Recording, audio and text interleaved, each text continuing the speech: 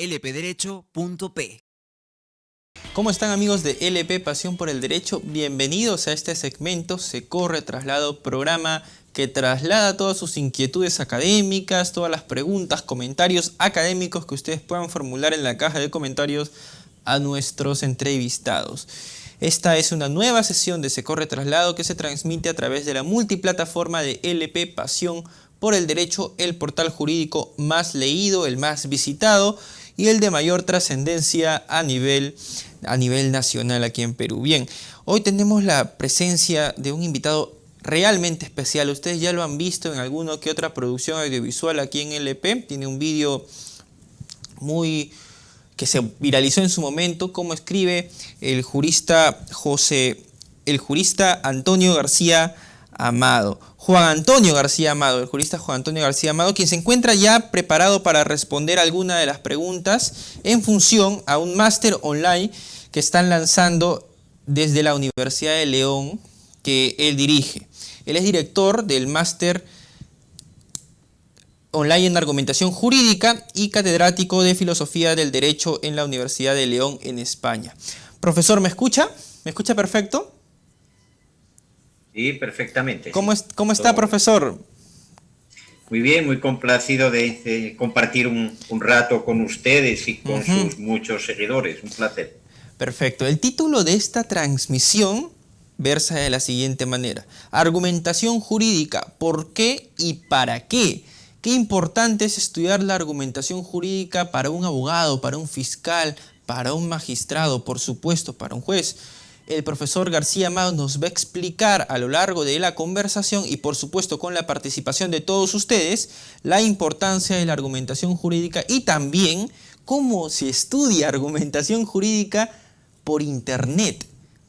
Yo ya no quiero hablar más sobre esto, voy a cederle el paso del uso de la palabra, por supuesto, al profesor García Amado para que él explique la importancia de la argumentación jurídica para todas las personas que constituyen la comunidad jurídica, ya sean estudiantes de derecho, abogados defensores, fiscales o magistrados. Profesor García Amado, esa sería mi primera pregunta. ¿Cuál es la verdadera importancia de la argumentación jurídica para cualquier operador judicial en un sistema como el nuestro, por ejemplo? Bueno, desde la convicción de la profunda importancia que tiene la argumentación jurídica en la teoría del derecho y sobre todo en la práctica, desde esa convicción hemos puesto en marcha este máster online en argumentación jurídica que se imparte en convenio entre la Universidad de León, que es la universidad donde yo me desempeño, y la empresa Tirán Formación, que es una filial de la gran editorial que todos conocen, Tirán Lo Blanc.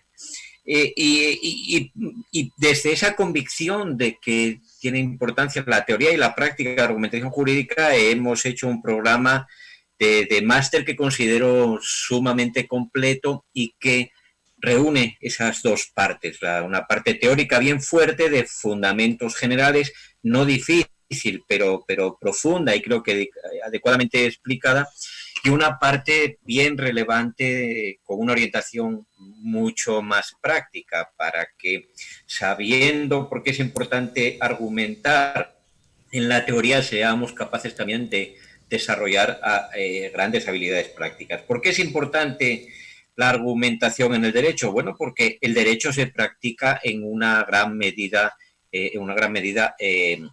argumentando, es decir, hay que tener una base de conocimientos normativos, de conocimientos sobre el mundo, de adecuada formación cultural y tantas otras cosas que sin duda enriquecerán el acervo y la capacidad de un buen jurista, de un buen abogado, de un buen práctico del derecho, pero luego importa mucho desarrollar las habilidades y competencias específicas que tienen que ver con la práctica jurídica, que es parte de una práctica de argumentar.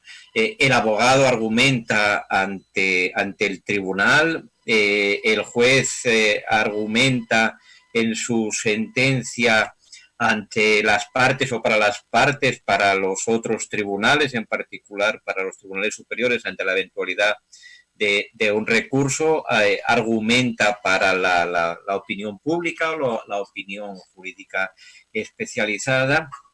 En derecho, en suma, se argumenta constantemente y en muchos más ámbitos que estos principales que acabo de mencionar, y el éxito o el fracaso de nuestras empresas jurídicas en la práctica, de nuestras labores como juristas prácticos, ese éxito o fracaso, en medida considerable depende de que seamos capaces de argumentar de un modo solvente, de un modo riguroso, de un modo habilidoso y con los adecuados métodos y esquemas de pensamiento, de razonamiento y de trabajo. Durante mucho tiempo se pensó que la actividad jurídica, incluso la práctica, se parecía a algo así como la actividad propia de las ciencias naturales, es decir, que el jurista o el abogado era alguien que escarbaba, buceaba, profundizaba en la normativa, en los códigos, hasta descubrir esencias que trasladaba a unos hechos que también se suponía que se le mostraban de un modo transparente. La teoría del derecho a lo largo de todo el siglo XX ha ido tomando conciencia de que en la realidad jurídica, en el trabajo de los abogados, todo o casi todo, muchas cosas son dúctiles, son maneables, se forjan y se manipulan, en el mejor sentido de la expresión, mediante consideraciones que tienen que ver con valoraciones y con argumentos. El hecho en parte está ahí, lo encontramos en las leyes, en los códigos, en el texto constitucional, en la jurisprudencia y en tantas otras cosas, pero el derecho también, con esa materia prima normativa y fáctica, por otro lado, el derecho también se configura, se hace. El buen jurista es como un escultor que encuentra unas formas prefiguradas en madera, en mármol, en la materia prima que sea, y que con su particular habilidad, con su especial sapiencia, les da forma, las configura, y en parte las configura a su conveniencia o según su convicción, en un doble sentido, según lo que le convenga para ganar ese caso, si de ganar un caso se gana, o según como le parezca más razonable construir una solución jurídica y por tanto razonarla, argumentarla. En ese proceso de trabajo con esa materia prima de lo jurídico para alumbrar ese tipo de productos que a fin de cuentas ponen fin por la vía del derecho a los conflictos sociales, en ese trabajo es fundamental razonar y argumentar, teniendo en cuenta que un argumento no es sino una razón con la que se defiende una tesis, y argumentar es dar argumentos, es decir, es dar razones en favor de una u otra postura de las que en la práctica del derecho quepa defender, como digo, ya sea como abogado, como fiscal, como juez, etcétera, etcétera. Bien, doctor García Amado, a diferencia de otras propuestas, hemos visto que los másters, cursos, diplomados sobre argumentación jurídica proliferan en el mercado. A diferencia de estas propuestas, este máster online en argumentación jurídica que está dirigido por usted, ¿qué de distinto le puede ofrecer al operador jurídico, al operador judicial? Bueno, lo específico de este máster, hay buenos títulos y buenas maestrías también en argumentación jurídica. Ya es un clásico en el que yo me he honrado de participar en todas las ediciones, el máster en argumentación jurídica que se imparte en la Universidad de Alicante, en España, dirigido por mi colega y amigo Manuel Atienza. Pero este máster nuestro tiene algunas peculiaridades. Una es un máster online. Esto tiene que ver con el modo de impartición, pero supone determinada facilidad para quien no pueda viajar, desplazarse, pasar un tiempo fuera de su casa o afrontar ese tipo de gastos. En segundo lugar, creo que destaca el hecho de que el profesorado es variado en muchos sentidos y sobre todo en uno en particular que me importa destacar. Somos como 11 o 12, entre 12 y 15 profesores de distintas universidades y de varios países, españoles y latinoamericanos, todos sumamente expertos en la lección o lecciones de que se encargan. Pero esa variedad de profesorado también destaca en lo relativo a las orientaciones o las escuelas. Yo tengo particularmente, y soy el director del máster, una determinada posición en teoría del derecho. Mi posición está más cerca del positivismo que del moralismo. Estos son cuestiones que debatimos mucho en este máster, pero entre el profesorado no solo hay positivistas, sino que también hay neoconstitucionalistas, hay personas con más cercanas al moralismo, hay puntos de vista bien diversos que enriquecen el máster, porque está pensado, créanme, esto rigurosamente así, no con un propósito de adoctrinar en una determinada concepción del derecho. Esto es algo que creo que diferencia frente a otros títulos similares. No pretende adoctrinar en una peculiar teoría del derecho, en una especial orientación, sino dar herramientas para que, al tiempo que en la práctica aprendemos a argumentar bien y argumentar con éxito, en nuestro sustrato fundamento teórico pueda cada cual acogerse a la concepción de lo jurídico que más le gusta, y esto, o que más le satisface o que más le convence. Y esto es también algo que está dando ya en la primera edición en marcha de este máster que comenzó en enero de este año, en el pasado enero. Esto está dando un buen resultado porque nuestra dinámica dentro del máster online es muy rica. No solo tenemos esas lecciones que se van poniendo a disposición del alumnado y de las cuales se va examinando, se le va evaluando por módulos, sino que tenemos una continua interacción con todo el estudiante que quiere interactuar. Quiere decirse que debatimos constantemente en nuestras redes sociales, en nuestro grupo de WhatsApp, a través de la plataforma de Tirán, y esos debates están enriquecidos por esa pluralidad, por la pluralidad de profesores y por la pluralidad de estudiantes. Tenemos estudiantes positivistas, tenemos estudiantes justnaturalistas, tenemos estudiantes neoconstitucionalistas, y créanme, y lo digo con legítimo orgullo, créanme que uno de los grandes éxitos que este título por el momento está teniendo es el del buen ambiente que se crea entre personas que piensan distinto sobre cuestiones básicas de lo jurídico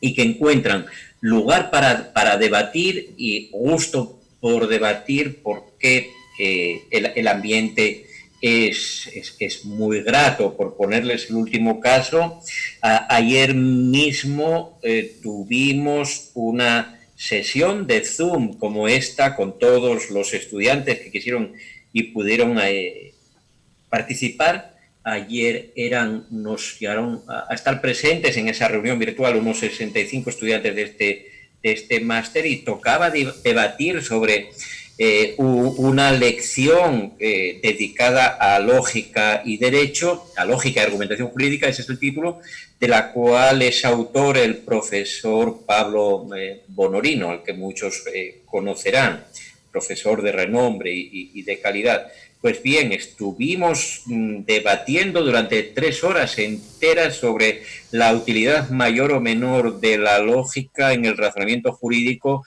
y el significado de la lógica deductiva para la argumentación jurídica. Y fue un genuino debate, fue un debate intenso a la par que amable. Esa es, para mi gusto, la combinación académica perfecta. Y una tercera característica de la que también me enorgullezco como seña de identidad de este máster es que, como ya señalé antes brevemente, pretende tener una orientación muy, muy práctica.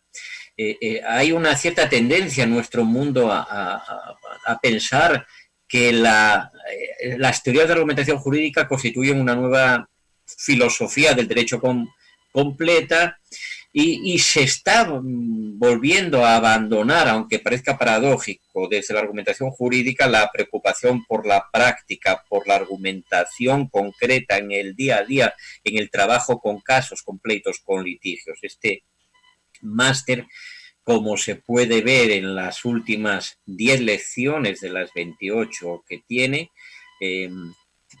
ese enfoque, ese planteamiento muy práctico. Por supuesto que estudiamos lo que dicen grandes teóricos como Alexis, como McCormick, como aquellos precursores que fueron Perelman o Fibek o Toulmin y tanta otra doctrina que manejamos, pero todo eso después desemboca en cómo argumentar y con qué requisitos de éxito y de razonabilidad, esa doble combinación, cómo hacer un argumento teleológico, uno sistemático, un razonamiento analógico, un razonamiento a fortiórico, qué tipo de argumentos cabe manejar en materia probatoria, cómo se justifica o se argumenta y con qué argumentos la valoración de una prueba, etcétera, etcétera. Eso creo que frente a la orientación cada vez más filosófica, diría que a veces incluso un tanto metafísica de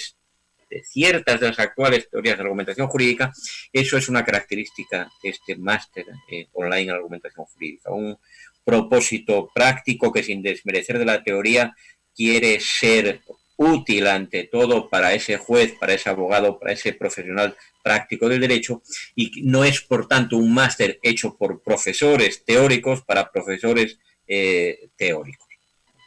Perfecto. Además, es importante precisar de que este 11 de junio, al mediodía hora peruana, el profesor García Amado va a estar presentando el máster online en argumentación jurídica a través de una sesión online gratuita.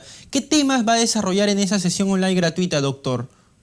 ¿Y cómo tendrían que inscribirse nuestros seguidores? Se tratará de brevemente hacer una presentación sistemática del máster, de sus contenidos, su estructura, su modo de impartirse y su profesorado, y después pues me pondré a disposición de los participantes en esa sesión para intentar aclarar cuantas dudas tengan o para debatir lo que relacionado con la temática del máster les apetezca. Estamos bien satisfechos porque para esa sesión, ese webinar, hay ya como más de 150 personas inscritas, y eso es la mejor señal para mí y para nosotros de que el máster está siendo capaz, sabiendo suscitar un interés y llegar, me parece, al público jurídico que buscamos, que sin excluir a nadie, vuelvo a decir, no es tanto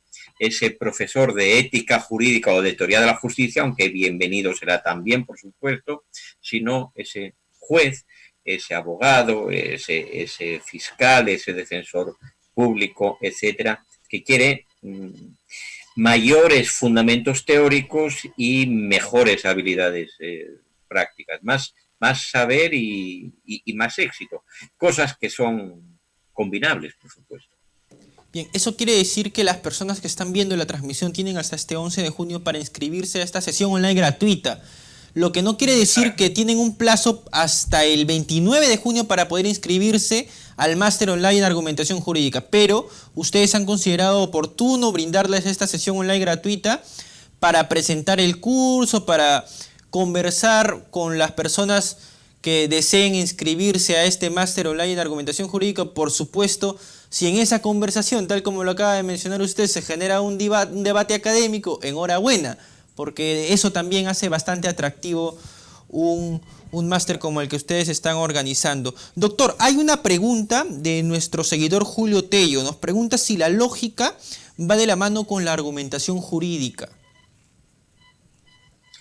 Claro, mire, de ese tema actualmente, en estos días, estamos dentro de de un módulo que es el módulo tercero del máster. El máster, como decía, son 28 lecciones divididas en 5 módulos, más el sexto, que es práctico, que es de elaboración de un trabajo de fin de máster. El tercer módulo se titula Herramientas básicas para el análisis argumentativo, y la primera de las lecciones que entran en ese módulo, que es la 11 del máster, se llama lógica y argumentación. Luego vienen otras como argumentos deductivos y no deductivos, falacias y argumentación jurídica, etcétera. Claro, la lógica es fundamental. Si a alguien, cuando argumenta en la práctica jurídica, incurre en un error lógico, en una inferencia mal hecha, si incurre en alguna falacia formal del tipo de la de negación del antecedente o afirmación del consecuente, por ejemplo, esas son las más típicas, se expone, quizás sin darse cuenta, a que, si se me permite la expresión, lo destrocen, desmonten su argumentación por completo, mostrando que encierra un error grave de razonamiento. La lógica es formal, la lógica no es un instrumento mágico. Usted, por saber lógica, no va a ganar más pleitos, pero por no saberla o por no razonar de un modo lógicamente solvente, puede perderlos, curiosamente. Ayer, en esa reunión de la que he hablado, manejábamos una idea que yo creo que es simpática y útil. Decíamos que usábamos una comparación con lo que es un artificiero de la policía. No sé cómo se llama en Perú, tal vez igual. En España el artificiero es aquel policía que es capaz de desactivar bombas, de desactivar explosivos. Un buen artificiero es alguien que sabe desactivar bombas porque sabe hacerlas. De la misma forma, un buen argumentador en derecho o en tantos órdenes de la vida es alguien que sabe, que porque sabe, tiene los rudimentos necesarios de lógica, es capaz de encontrar, de desmontar una falacia en su lógica, en su contrincante, porque las conoce y porque sabe hacerlas en última. Sabe dónde está el truco, sabe dónde está la trampa, sabe dónde está el matiz. Entonces, lo que pasa es que venimos en el pensamiento jurídico de una especie de vaivén absurdo. Hubo un tiempo ya lejano, hace más de un siglo, en el siglo XIX, cuando se pensaba que con la lógica bastaba, y la pura lógica, aquella lógica silogística anterior incluso a la lógica formal contemporánea, se pensaba que con la lógica el juez tenía de sobra, o el jurista práctico tenía de sobra, ¿no? Y al ver que eso no era así, que la lógica es una herramienta necesaria, pero ni mucho menos suficiente para manejarse en la práctica del derecho, para resolver bien casos o incluso para tener éxito en la práctica jurídica, se cayó en el escepticismo de decir, no, la lógica no sirve para nada, los instrumentos que el jurista maneja son otros, ¿no? Sin construir inferencias adecuadas, sin razonar de un modo lógicamente competente, estamos perdidos. Lo que sucede es que, otra posible comparación, con la lógica pasa algo así como con la música, tal vez, o con ciertas artes. Hay personas que son capaces de tocar de oído, que sin apenas estudiar música pueden desarrollar un gran sentido musical y llegar a hacer cosas interesantes.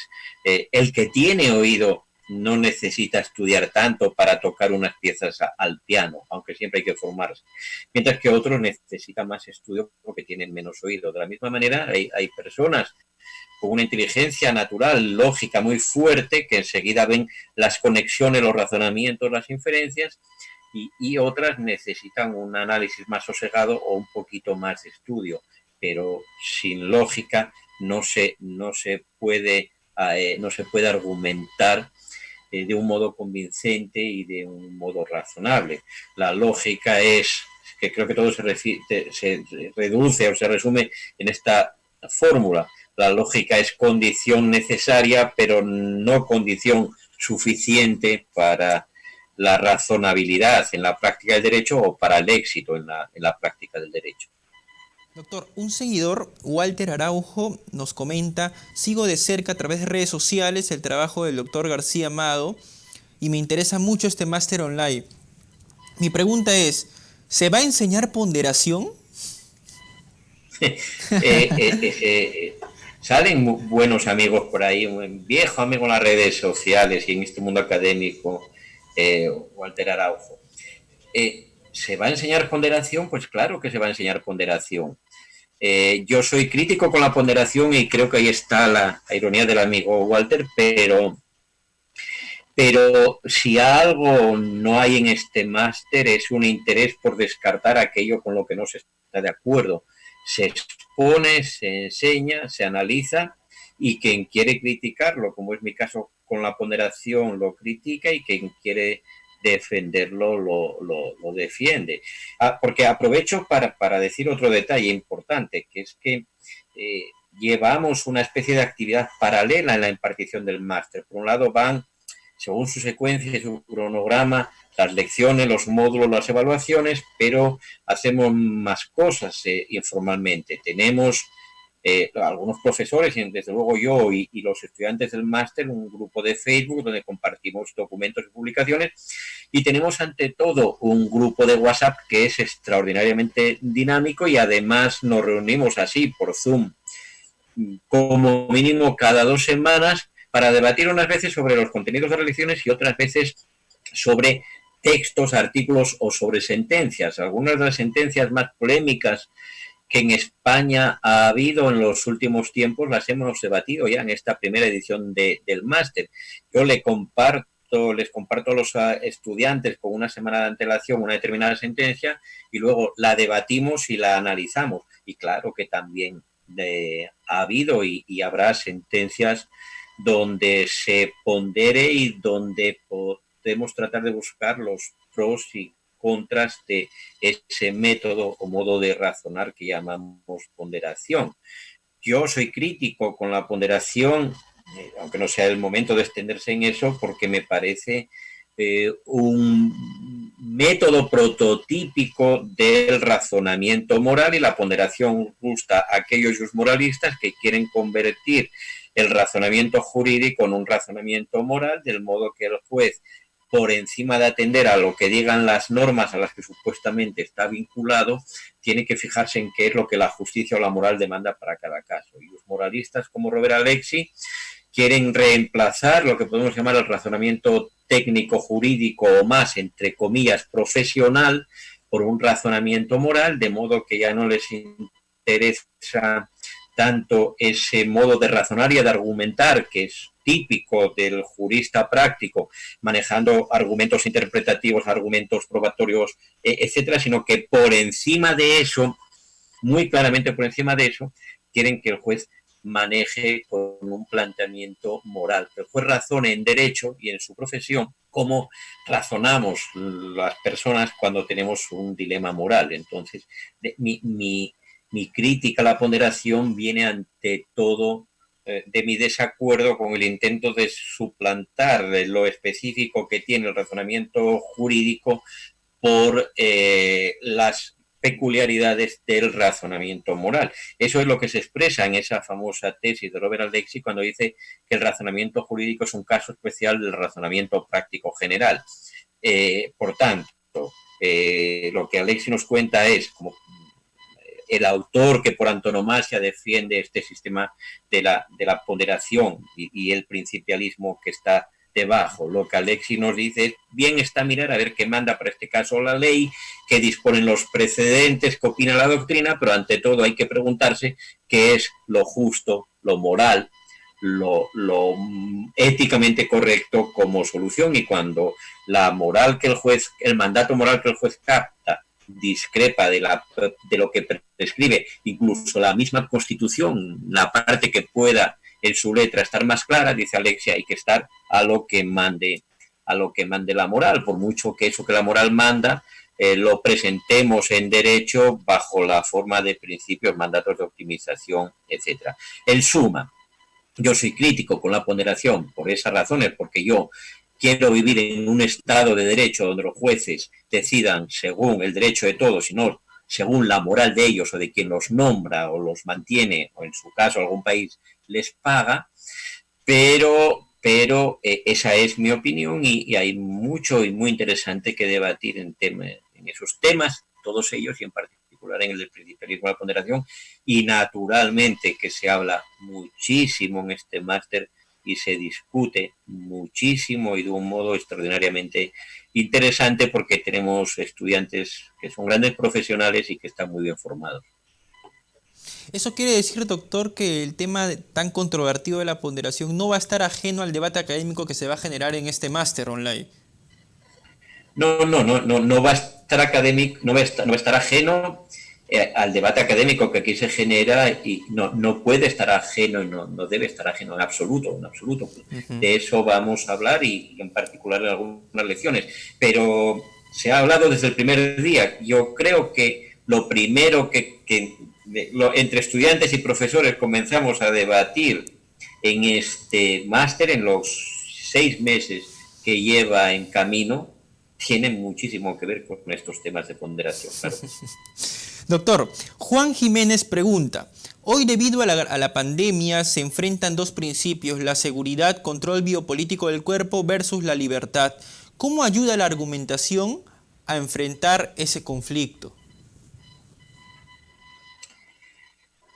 Eh, la argumentación no es una panacea que nos dé soluciones, que nos soluciones mágicas para nada. Un buen argumentador va a ser capaz de razonar mejor y de dar mejores argumentos para cualquiera que sea su postura en ese conflicto. Pero por mucho que sepamos y muy bien que enseñemos las distintas teorías, doctrinas, métodos y recursos de la argumentación jurídica, eso no nos va a eximir de tener de conocer también y tomar postura en temas de teoría del derecho, en temas de filosofía política, en temas de teoría de la justicia, etcétera, etcétera. Esa contraposición que ahora mismo se está dando entre seguridad colectiva y libertad individual, entre autoridad y derechos, entre estado de normalidad y ciertas formas de estado de excepción, esa es una contraposición política que requiere de posturas políticas y de posturas morales que trataremos de argumentar y que argumentaremos tanto mejor cuanto mayores sean nuestras capacidades a ese propósito. Pero a la hora de decidir si necesitamos más leyes o más principios, o si debemos de dar prioridad a ciertos bienes colectivos o derechos individuales, esa solución no la va a dar una cosa llamada la teoría de la argumentación, entre otras razones porque la teoría de la argumentación es internamente plural. Hay distintas teorías de la argumentación jurídica con un elemental núcleo común, pero vinculadas esas distintas teorías o doctrinas de argumentación jurídica a posturas teórico-jurídicas y filosóficas y filosófico-políticas bien distintas y bien diversas. Bien, doctor, este máster online tiene exactamente 6 módulos.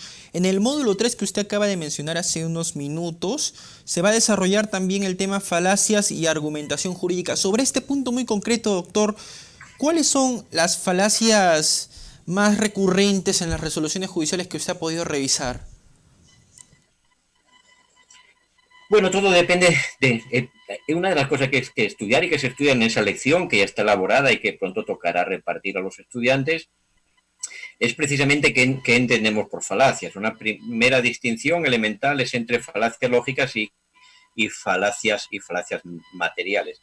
Las falacias lógicas constituyen errores de razonamiento, errores en la pura inferencia, errores en el puro tránsito formal, por así decir, de las premisas a la conclusión. Se comete una falacia lógica cuando la conclusión no se sigue con fuerza lógica de las premisas sentadas, pese a que conscientemente o inconscientemente se da la apariencia de que sí. A veces vemos en las sentencias o en las argumentaciones jurídicas ese tipo de falacias y con más frecuencia aún vemos falacias falacias materiales, como la falacia del hombre de paja, la falacia tú quoque y tú más, etcétera, ¿no? Son trucos argumentativos, maneras de orientar el debate haciendo un poquito de trampa con algo de truco como a uno le convenga, o de hacer pequeñas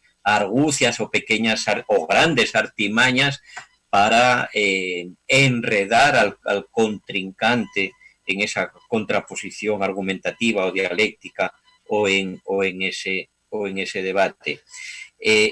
Hay un cierto modelo de argumentación racional que en los primeros temas del máster, de la maestría, se estudia, y donde se explica que un buen argumento tiene que ser verdadero o de falsedad difícilmente demostrable, tiene que ser completo o estar saturado, tiene que ser pertinente, etcétera, etcétera. Muchas veces rozamos alguna forma de falacia o de modo de pensar inapropiado cuando utilizamos argumentos que no son pertinentes, es decir, que no vienen al caso. Insisto, puede que en alguna oportunidad esto se haga de un modo inconsciente o por desorientación de ese que argumenta, pero muchas veces es una manera deliberada de llevar el debate a un terreno que le sea más grato al que está defendiendo una tesis.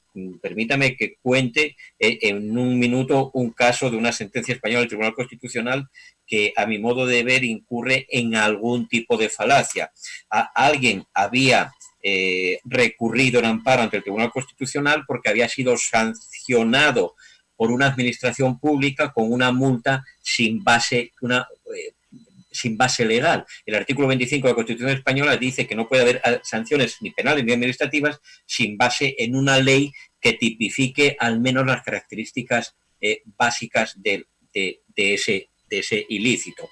Pues bien, esta persona había sido hace bastantes años sancionada porque tenía un bar y provocaba mucho ruido, molestaba mucho a los vecinos con el ruido de su bar. Pero no había, por entonces, y así la hay, ninguna legislación que permitiera la sanción administrativa del ruido. No cabe que un reglamento por sí solo tipifique el exceso, tipificara entonces el exceso de ruido como sancionable. Este caso llegó al Tribunal Constitucional, y cuando el Tribunal Constitucional le tocó decidir, y puesto que quería darle la razón a la administración y mantener esa sanción, y puesto que realmente era prácticamente imposible decir que había entonces, repito, ahora ya sí, base legal, una ley que permitiera sancionar con multa los excesos de ruido, ¿qué hace? Usa un argumento, cambia de tercio, usa un argumento no pertinente, se pone a hablar de otra cosa, se pone a hablar de qué, de cómo el ruido daña la salud y el derecho a la intimidad de los ciudadanos. Cierto, lo dañará, pero con eso ha desviado el tema. ¿Por qué? Porque el asunto no estaba movido por un ciudadano que demandara pidiendo una reparación por el daño que el ruido había causado a su salud o su intimidad. No, el recurso de amparo lo planteaba ese dueño de ese bar, que había sido sancionado administrativamente sin base legal. Entonces, el tribunal se puso a hablar de otra cosa y dio un argumento que era extraordinariamente bonito y atractivo y seductor para la opinión pública, pero que no venía a cuento, no venía al caso. Bueno, ese tipo de manejos que rozan la falacia, son bastante comunes en la práctica y en el día a día de la jurisprudencia y del foro. Bien, doctor. Entonces, para concluir la transmisión, recapitulamos toda la información sobre este máster online en argumentación jurídica que comienza el 29 de junio, ¿verdad, doctor? El 11 de junio va a haber una presentación gratuita online en donde usted va a poder conversar con los potenciales inscritos a este máster online en argumentación jurídica, va a absolver todas las preguntas que ellos les puedan formular. Si se genera un debate en esa conversación con los potenciales inscritos, enhorabuena, va a poder usted resolver todas sus sus inquietudes. Esta es la segunda edición de este máster online en argumentación jurídica. Ya han tenido una grata, una excelente experiencia en la primera edición, según lo que ha podido comentarnos el doctor García Amado. Cuentan con profesores internacionales, han logrado agrupar en este máster online en argumentación jurídica profesores internacionales quienes van a estar también exponiendo buena parte de sus posiciones que no necesariamente coinciden, como también lo ha explicado el doctor García Amado. Se va a incentivar al debate académico y tienen hasta el 29 de junio, como lo acabo de mencionar hace un momento, para poder inscribirse a este máster online gratuito. Bien, doctor, alguien podría decirle, de hecho nos están comentando por la caja de comentarios mucho sobre este tema de la ponderación que enciende el debate académico.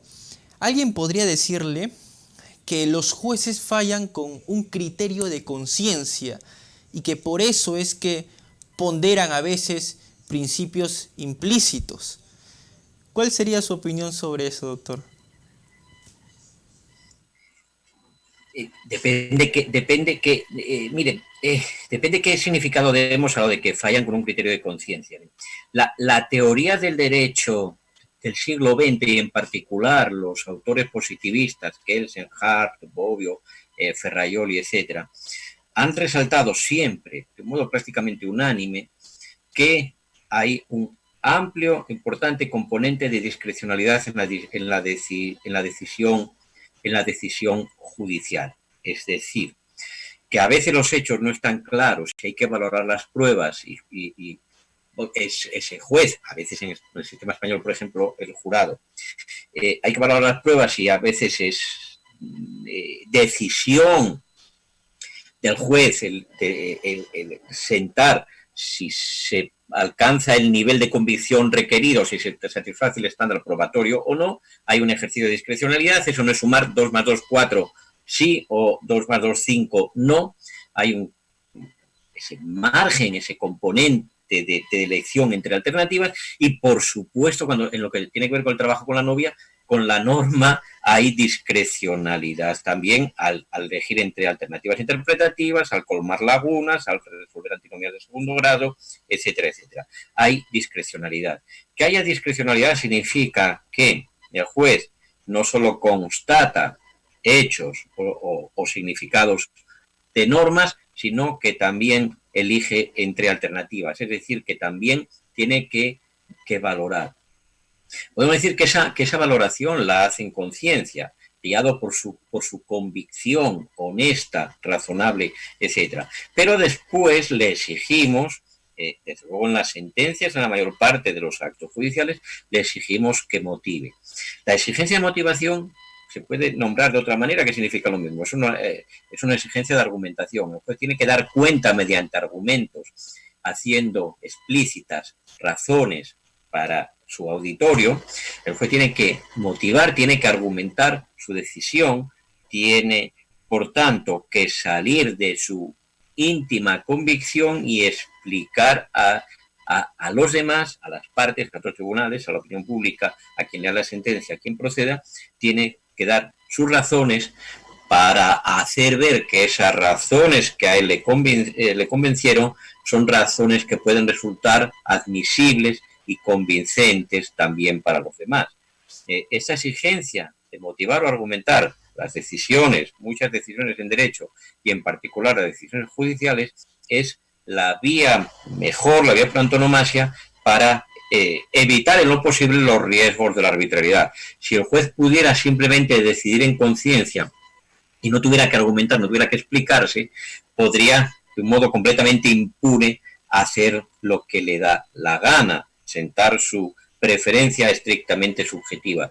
Esa exigencia de que motive, de que razone, de que argumente, es la que pone a disposición nuestra esos argumentos y nos permite desde criticar tales argumentos en sede teórica hasta, si estamos actuando en ese proceso, buscar la mejor manera de recurrir esas sentencias y luego en un tribunal superior decidir si la casamos o no la casamos, etcétera, etcétera. Entonces, si ponderación, ya sé que lo que quieren es hablar de ponderación y me agrada, si ponderar es lo mismo que valorar, entonces no ha cambiado nada en la teoría del derecho positivista y un Hart cualquiera, un Bobbio cualquiera, un Ferraioli cualquiera podrían decir, bueno, si cuando hasta ahora decíamos que el juez tiene que realizar ciertas valoraciones y guiarse por ciertas preferencias que se pretenden razonables, si a eso en lugar de valorar lo llamamos ponderar, bueno, pues es lo de siempre. Pero la teoría dworkiniana, alexiana, sobre todo la teoría de Robert Alexy, la teoría de la ponderación ligada al principialismo y a eso que llamamos neoconstitucionalismo, va más allá porque pretende que la ponderación es una manera de alcanzar, es un método o modo de razonar para alcanzar por el juez o tribunal para los casos jurídicos, eso que de Dworkin para acá se llama la respuesta única correcta en derecho, la única respuesta correcta en derecho.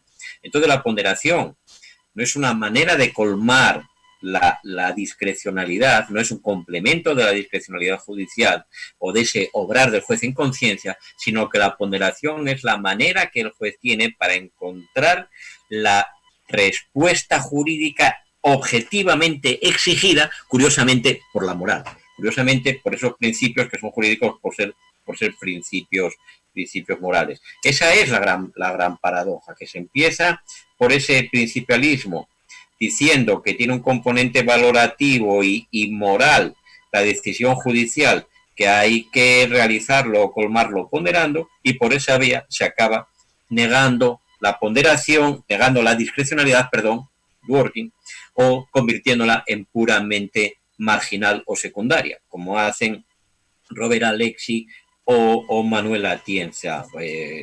Y eso nos lleva a esa bifurcación entre una teoría de argumentación jus moralista y una teoría de argumentación jus positivista, porque el jus moralista argumenta sobre todo con razones morales y hasta las puras razones jurídicas, legales, doctrinales, jurisprudenciales, las moraliza, por decir así, las somete al examen de su compatibilidad con las exigencias de la ética o de la moral para ese caso.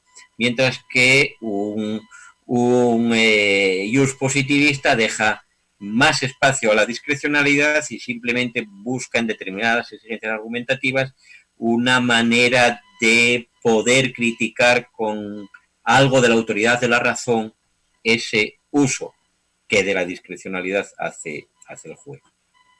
Bien, doctor, algunos sostienen que la retórica es un elemento que tendría que potenciar todo abogado. ¿Para qué? Para que su argumentación sea solvente, prolija.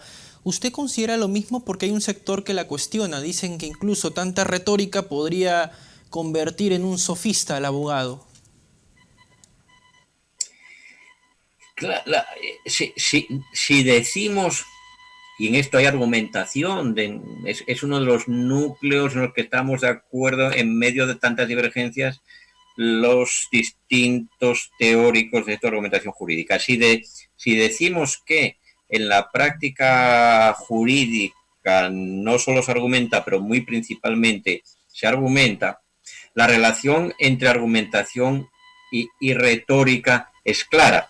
Déjeme que lo diga con un ejemplo de los que a mí me gusta. Mire, si usted quiere mañana conquistarse a una pareja, usted está felizmente soltero o sin compromiso, o yo qué sé en qué situación, el caso es que usted quiere conquistar a una pareja. Sus posibilidades de éxito van a depender de varios factores, pero uno de ellos sin duda va a ser eso que tradicionalmente acá en mi país llamamos la labia, es decir, la retórica, la habilidad argumentativa, el saber qué decir, cuál es el argumento conveniente, cuál es el argumento oportuno y cómo presentarlo en función de esa persona a la que usted quiere seducir o conquistar. ¿Qué hay de malo en eso? ¿Tendría sentido que alguien dijera, no, si alguien conquista a otra persona, casi como pareja o como enamorado, si alguien lo conquista valiéndose de habilidad retórica, no sirve, hay algo que no es genuino, hay que enamorar a alguien solamente mostrando el corazón. Oiga, pero ¿cuál corazón? ¿Me abro el pecho y le enseño mi corazón latiendo o qué hago? Hablamos, argumentamos en todos los órdenes de la vida y es legítimo y podemos decidir si somos tramposos o si somos leales, pero aún dentro del propósito de ser honestos y ser leales, llevará las de ganar y expondrá mejor sus razones y será más convincente quien argumente mejor, es decir, quien domine mejor la oratoria o la retórica, así sea oralmente o sea por escrito. A mí me da mucha pena y si hay profesores escuchándonos en este momento de derecho o estudiantes avanzados, a mí me da mucha pena cuando cada año veo a mis jovencísimos estudiantes de primer semestre de Derecho aquí en la Universidad de León que llegan a esta carrera sin saber apenas hablar, sin tener recursos para construir una idea compleja, para hacer una frase no solo correcta, sino también algo brillante, resplandeciente, y pienso siempre que es una lástima que en las carreras de Derecho se enseñe tanto a memorizar preceptos inútiles y definiciones inverosímiles que de inmediato se olvidan y no se ponga énfasis en la enseñanza de ese tipo de habilidades que no solo son necesarias en la vida general para el éxito de cualquier tipo, sino que son particularmente útiles en la práctica del derecho, en el oficio de los juristas, en el oficio de los abogados. Entonces, no, si alguien utiliza retórica como sinónimo de discurso engañoso, de discurso falaz, de discurso tramposo, bueno, está cargando a la idea de retórica con un contenido parcial, digamos, ¿no? La retórica es el arte de presentar los argumentos de uno de una manera adecuada, pertinente, eficaz y hasta hermosa. De modo que un buen retor en cualquier orden de la vida es alguien que no solo probablemente va a tener más éxito, aun siendo honrado y compitiendo con otros tan honrados como él, pero menos hábiles en ese punto, no solo va a tener más éxito, sino que nos va a hacer hasta la vida más agradable. ¿O acaso no es más grato escuchar a alguien que sabe construir argumentos, que sabe hilar razones, que sabe elegir las palabras adecuadas para cada auditorio, etcétera, etcétera? ¿Acaso no es más grato eso que tener que oír en una audiencia judicial, pongan por caso, en un parlamento, a alguien que balbucea, que comete continuos errores de sintaxis, que tiene una terminología extraordinariamente limitada, que usa impropiamente las palabras, que confunde las cosas? Pero ¿qué hay de malo en la retórica? Nosotros, los juristas, nosotros los abogados, no somos seres angelicales destinados a salvar nuestra alma mediante el silencio y la reflexión. Para eso hagámonos monjes de clausura, que es absolutamente digno y maravilloso, sin duda. Nosotros tenemos unas de nuestras herramientas básicas, si no la principal, en la palabra hablada y en la palabra escrita. Entonces, bendita retórica. ¿Que usted quiere hacer el bien? Usted quiere luchar por la justicia, usted quiere luchar por la mejor resolución de cada pleito, va a tener tantas más posibilidades de éxito en ese honesto propósito suyo, cuanta más sea su capacidad retórica, entre otras cosas. Luego, ¿qué hay de malo en la retórica? La retórica es como un arma, ¿no? Una pistola se puede utilizar para asesinar vilmente a alguien, o la puede utilizar un policía para cumplir su misión de darnos seguridad a todos o de defender las vidas de los inocentes o las vidas de los ciudadanos. Bueno, un buen retor luego decidirá si hace un mal uso o un buen uso de esa herramienta, pero qué bueno que tenga esa herramienta. Bien, doctor, a esos alumnos que no utilizan un lenguaje apropiado durante sus exposiciones o para construir una idea brillante, como usted acaba de mencionar, ¿qué libros les recomienda leer el profesor García Amado?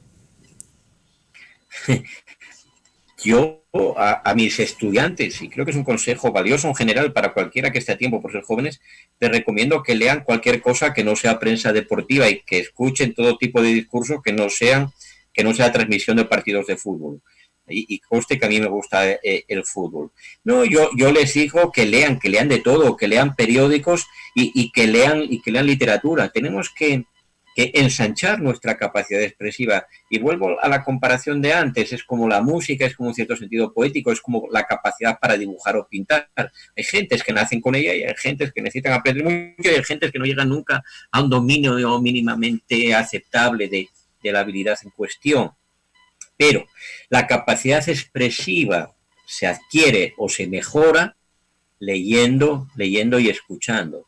Leyendo ante todo literatura, porque algunos libros de derecho para esto son buenos, pero otros hoy en día son un tanto desastrosos porque cada vez escriben peor muchos autores, entre otros motivos porque están desapareciendo los correctores de las editoriales y ya apenas se filtra el estilo, ¿no? Pero hay que leer y es muy bueno leer literatura, pero no ponerse a leer a Joyce o a Proust, estupendo si alguien lo hace, pero no lea usted novela negra, lea novelas aventuras, lea novelas de amor, lea periódicos, lea tratados de filosofía, lea libros de historia, lea lo que quiera, pero lea. Esos estudiantes míos, de los que hablo, y creo que es un problema universal en este momento, tienen pocos recursos expresivos porque han leído muy poco y porque se expresan ellos y interactúan con personas que se expresan con recursos lingüísticos muy, muy limitados. Vean la diferencia de leerse una página de un periódico o 2 páginas de una novela a leerse esa prosa entrecortada del chat, donde apenas alcanza para expresar sensaciones primarias. No digamos cómo se puede expresar en un chat una idea mínimamente compleja, ¿no? Sencillamente hay que leer. Y los abogados tenemos que no perder de vista que somos algo así como ingenieros de letras. Es decir, nosotros nos parecemos a ingenieros porque construimos cosas que no tienen que caerse, hacemos leyes que ojalá perduren, construimos redactamos sentencias que ojalá resulten aceptables y no sean casadas, hacemos alegatos ante tribunales pretendiendo que nos los acepten y resulten convincentes, y con eso nos parecemos a ese ingeniero que construye puentes o a ese arquitecto que levanta casas. Pero al mismo tiempo, como eso lo hacemos con la palabra, somos también hombres y mujeres de letras que necesitamos una cultura literaria y una capacidad expresiva adecuadamente cultivada. Doctor, dicen que... Y una cosa más, si me permite, discúlpeme, claro, porque se me olvidaba dar un consejo. Y yo siempre les digo a todos mis estudiantes que ya puestos a meterse en temas de argumentación jurídica y de retórica y derecho, que lean el libro de Perelman, Lucía Oblesteca, ese viejo libro, ese viejo tratado que se llama Teoría de la Argumentación, la Nueva Retórica. Nunca ningún estudiante me ha hecho caso todavía, pero no pierdo la esperanza de que antes de jubilarme alguno llegue a leerlo. Y eso se lo recomiendo para cualquier abogado que pregunte, oiga, ¿yo por dónde empiezo a leer alguna cosa ya, un poquito de teoría de argumentación jurídica, que me sirva no solo para ampliar mi mente, sino para aprender algunas cosas prácticas de argumentación? Lea la teoría de argumentación, el tratado de argumentación, la nueva retórica de Jaime Perelman. Doctor, dicen que la calidad de nuestro lenguaje, de nuestro vocabulario, para ser más exactos, depende de cuánto hayamos leído. Doctor, ¿se puede construir una prolija, una correcta argumentación jurídica sin haber leído literatura? Sin haber leído literatura, seguramente que sí.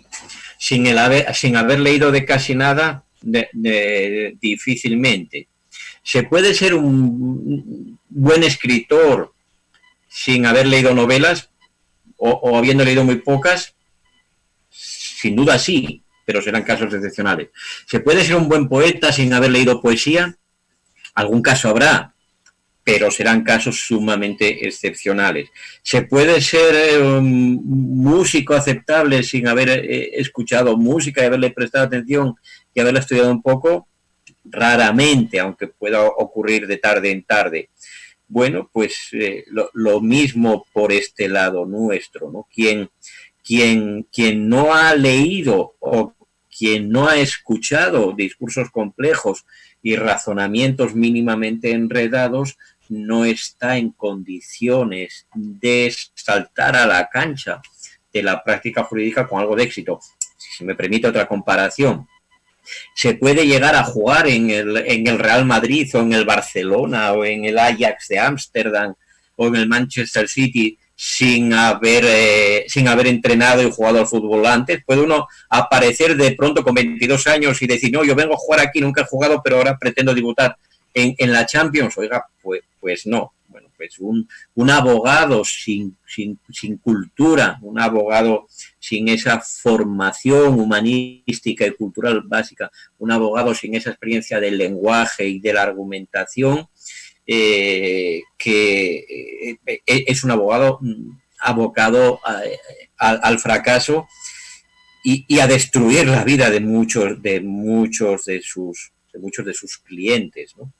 Y cuando no es un abogado y es un juez, la situación es más dramática. Por desgracia, en cualquiera de nuestros países, de vez en cuando leemos alguna sentencia que es una especie de desastre, de homenaje al absurdo. Y uno dice, oiga, pero ¿qué tiene en la cabeza esta persona para no ya tanto decidir así, sino escribir así, motivar así, argumentar de esta manera tan mal, con tantos errores, con tantas falacias y tan feo, y además tan feo, con tan mal estilo?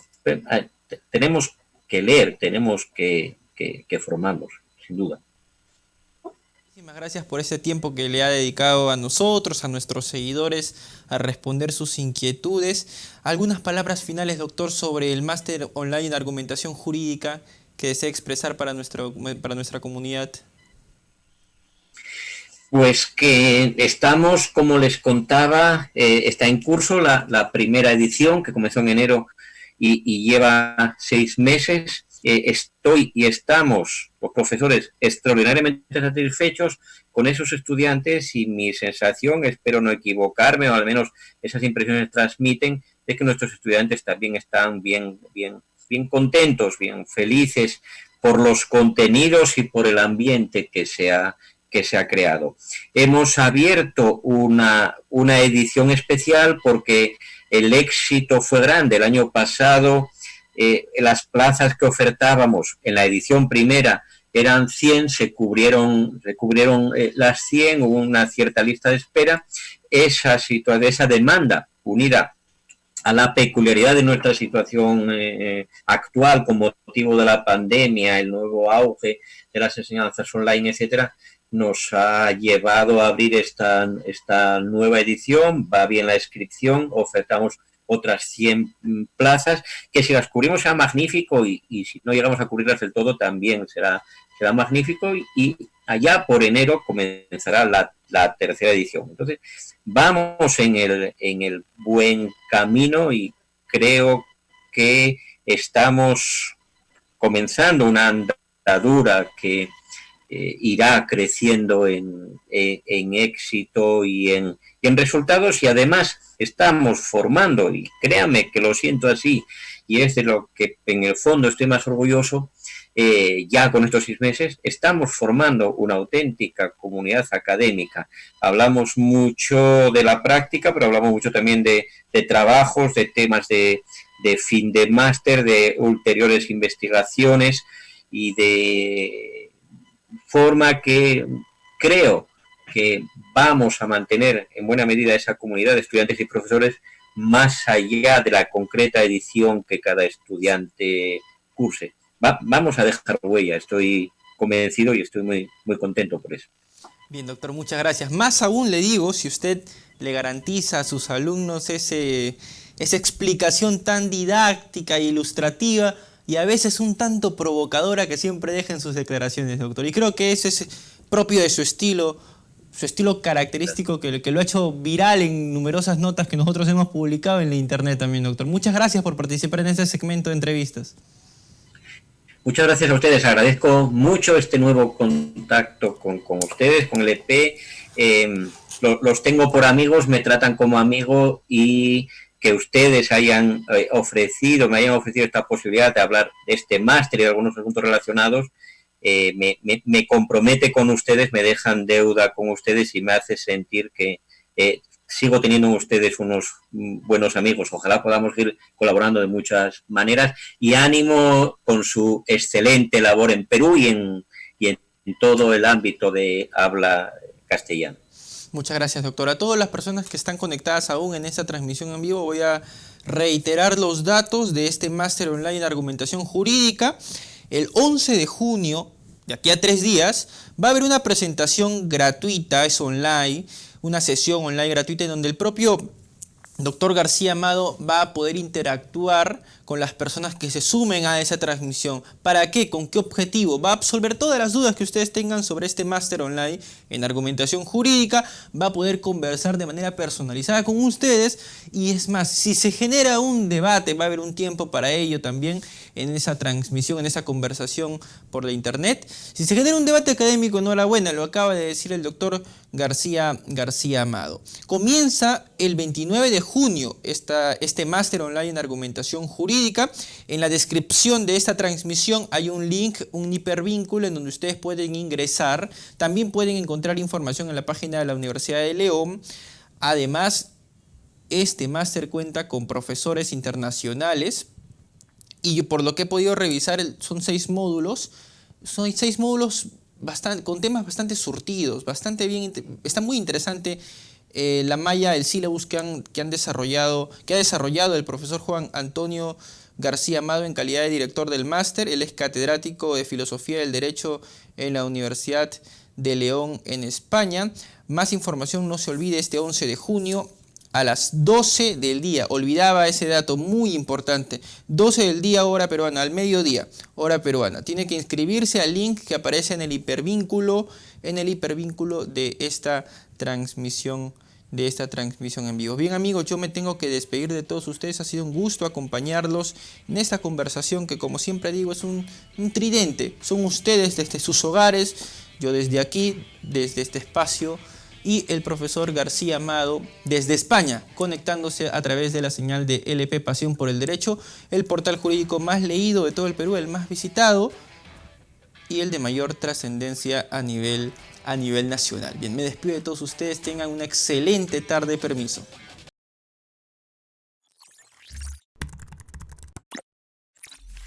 lpderecho.p